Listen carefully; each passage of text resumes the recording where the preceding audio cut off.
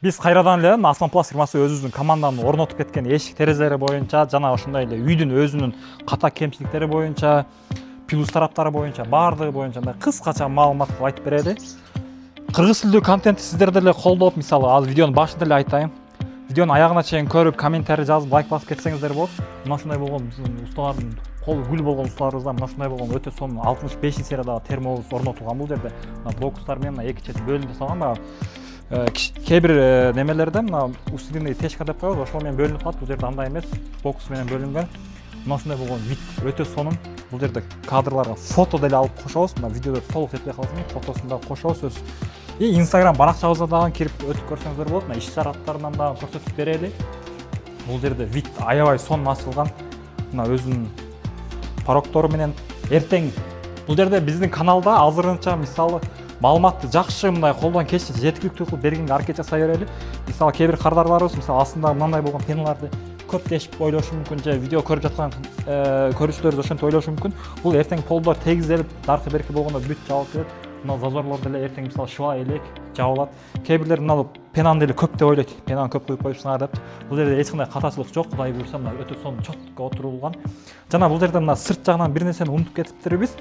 Сырт жагынан жеткизип берсек эми мына биздин көрүүчүлөр эми основной эле жашы чоң болгон үчүн шашлыш эмессиздер, убакыт кеңири. Ошондой эле мисалы эшик боюнча маалымат бердик. Бул жерде 65-сериядагы термо Engelberg.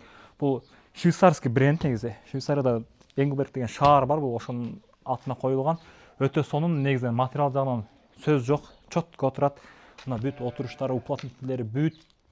Булар ат эле мисалы Өзбекстан угулушу мүмкүн. Бул жерде эч кандай Өзбекстанда заводдун жайгашканы менен ал жерде специалисттер, заводдун эң главныйлары бүт эле по-любому за граница сырттан келишет. Европа жактан, Кытайдан, башка жактардан келет. Ал материалдан эч коркпосоңуздар болот. Жана ошондой эле мисалы үй салып жаткандары мисалы мына ошон каталарды кетирип алат. Мисалы мына жерде лестница кичинекей куюлган, мисалы кийин чоңойтулат. Бирок бул деле кошумча жумуш болот. Ошондой каталарды кетирип албаш үчүн биздин каналга жазылып көрүп алсаңыздар болот. Мисалы кардарыбыз үйдү салып атканда толук пландалган эмес. Бул жерлер мына астыларда эртең тосулат. Бул жактарын деле заранее эле куюп жаап кетсе болот негизи. Жумуш канчалык жанагы стройка жүрүп атканда мисалы бир устаны алып келсеңиздер, мисалы мен аны мисалы мына кичинекей эле ката бирок кылбаш керек деп атпайм. Устаны алып келгенде устага бир эле учурда бир үйдө жылбай көбүрөөк иштесе баасынан да кичине түшүп берет да, арзаныраак болот. И сиздер да материалды оптун баардыгын бир алып келесиздер. Ал ташыган жагынан, соода кылган жериңизден ысыткан чоңураак аласыздар. Айтор баардык жагынан эле плюс эле болот. Ал мисалы баардыгы бир учурда бирөө айтышы мүмкүн бүтүрө албайбыз депчи. Ошондо деле по порядкам мисалы толук алып кетсеңиздер, чөнтөк дагы жеңил түшөт, и сапат дагы жакшы чыгат, и убакыттан дагы үнөмдөйсүздөр. Оюңуздар дагы чыгат, баягы арада настроениеңиздар бузулбай. Жана ушундай эле мен бул жерде мисалы мен көп учурда айтам. Мисалы бул жакта көрсөтсөк болот. Бул терезелерин биз орноткон эмеспиз бул үйдөчү, только эшигин гана орнотконбуз. Ачык эле бул фирма андай термо эшиктерди чыгарбайт экен, ошон үчүн бизге кайрылып клиентибиз берген. Ушул эшикти ушуга окшош бирге бир эшикти буга чейин орнотконбуз, ошону көрүп берген тагыраагы. Бул жерде мына карасаңыздар, терезенин үстүнкү чызыгы менен мына бүткөн жери, бийик жагы мына форточка менен дал келбейт. Форточка эки кирпич түшүп турат. Эртең бул кичинекей эле нерсе болуп көрүнүшү мүмкүн. Фасад толук бүтөт. Мына жерден бүт, мына жактан ход, бул жактан болсо тартып көрсөтсөң болот. Ход бул жактан болот, кирип чыкканда бул жер көрүнүп турат. По-любому көрүнөт. Көрүнүктүү эле жайы булчу.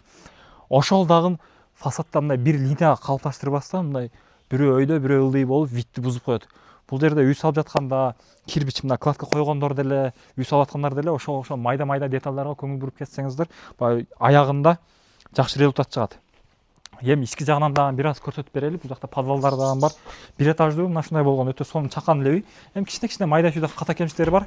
Аларды деле биз мына видеолордо муз менен элдерге мындай ошол каталарды кетирбеш үчүн жеткизип бергенге аракет жасайбыз. Киргенде эле мына ушундай болгон узун болуп коридордон башталат. 1 2 3 4 5 5 комната. Бул жак кухня болсо, кухня эсептелинбейт. Бул жакта бир эле душ. Мисалы мына жана мен айткан душ. Ошону мисалы коркпой эле боюн бир аз бийигирээк кылып туруп, мына үстүнө эки кирпич кетсе, сырткы фасадтын видин бузбайт. Өтө сонун чыкмак. Бирок ал жагы мейли, бирок радиаторларды өтө мындай чем эски варианттарга караганда бир аз болсо да заманбабыраак кылып, мына жакшы радиаторлор тандалган бул үйдө.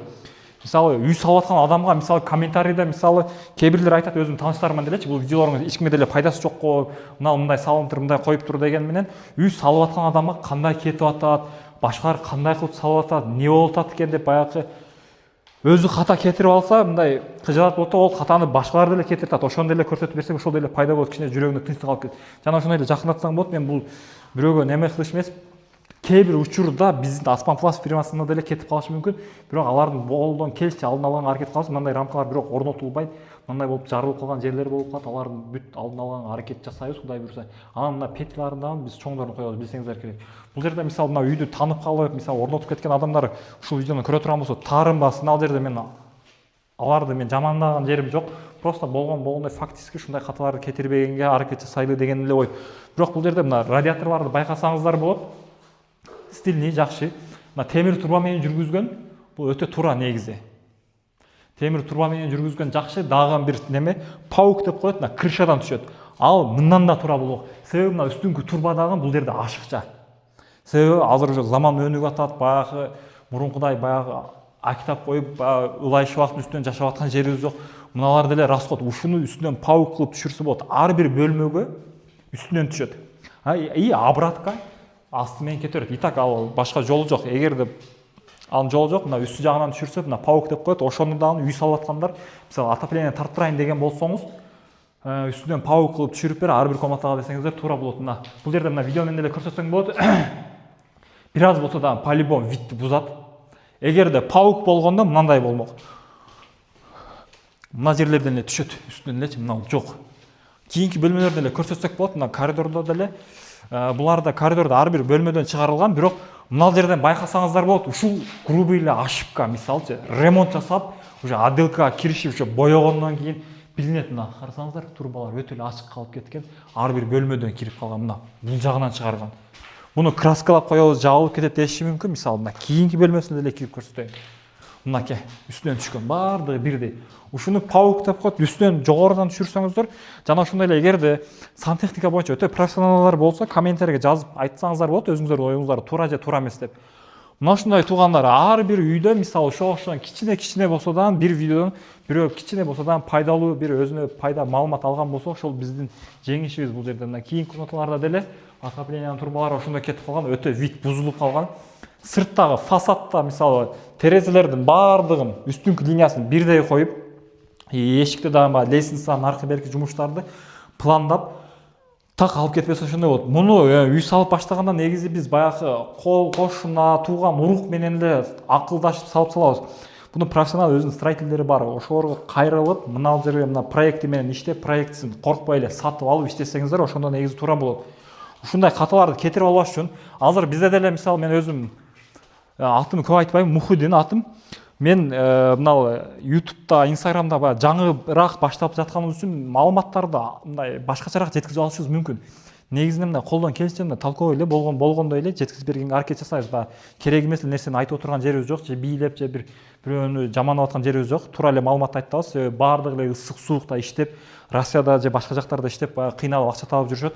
И ушундай болгон үй салат. Основной эле биздин кыргыздардын проблемабыз, эң эле биринчи кыла турган ишибиз мектепти бүткөндөн кийин эле үй салыш керек деген проблемасы бар.